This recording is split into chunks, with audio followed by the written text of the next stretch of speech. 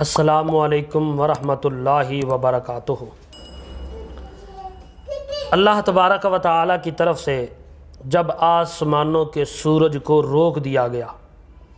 کیسا وہ دن ہوگا کہ سورج بھی انتظار کرتا ہوگا کہ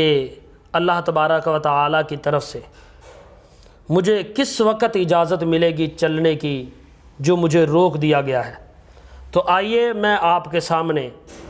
اس نبی اور پیغمبر کا واقعہ بیان کرتا ہوں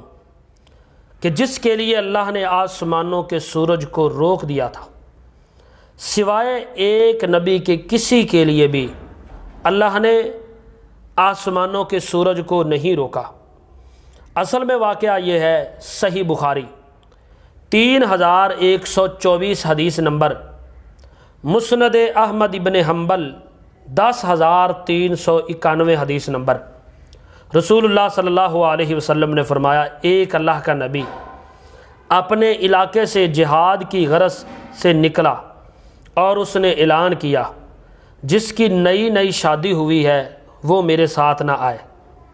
جس نے نیا گھر بنایا ابھی اس کی چھت نہیں ڈالی تو وہ میرے ساتھ جہاد میں شریک نہ ہو، اور جس کے گھر میں اس کی اونٹھی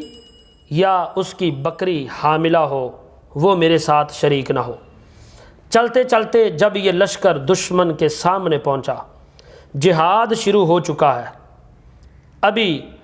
عصر کی نماز کا وقت ہوا ہے، دشمن بھی سامنے کھڑے ہیں، نماز عصر بھی ادا کرنی ہے، تو بیان کیا جاتا ہے وہ نام حضرت یوشع علیہ السلام۔ تو اس نے اللہ تبارک و تعالیٰ سے دعا کی کہ اے اللہ، آج تو میرے لیے سورج کو روک دے، میں نے مقابلہ بھی کرنا ہے دشمنوں سے، نماز عصر بھی ادا کرنی ہے۔ تو اللہ تبارک و تعالیٰ نے سورج کو روک دیا، تو پھر اللہ کے اس نبی نے اس علاقے کو بھی فتح کیا، دشمنوں سے بھی مقابلہ کرتے رہے، سورج اپنی جگہ پہ رکا ہوا ہے، اور عصر کی نماز بھی ادا کر لی، مال غنیمت بھی سمیٹ لیا، سورج اپنی جگہ پہ رکا ہوا ہے۔ تو رسول اللہ صلی اللہ علیہ وسلم نے فرمایا، سوائے اس نبی کے کسی کے لیے اللہ نے سورج کو نہیں روکا۔ جب اپنے کام سے فارغ ہو گئے پھر سورج کو اجازت ملی، اب سورج تجھے چلنے کی اجازت ہے۔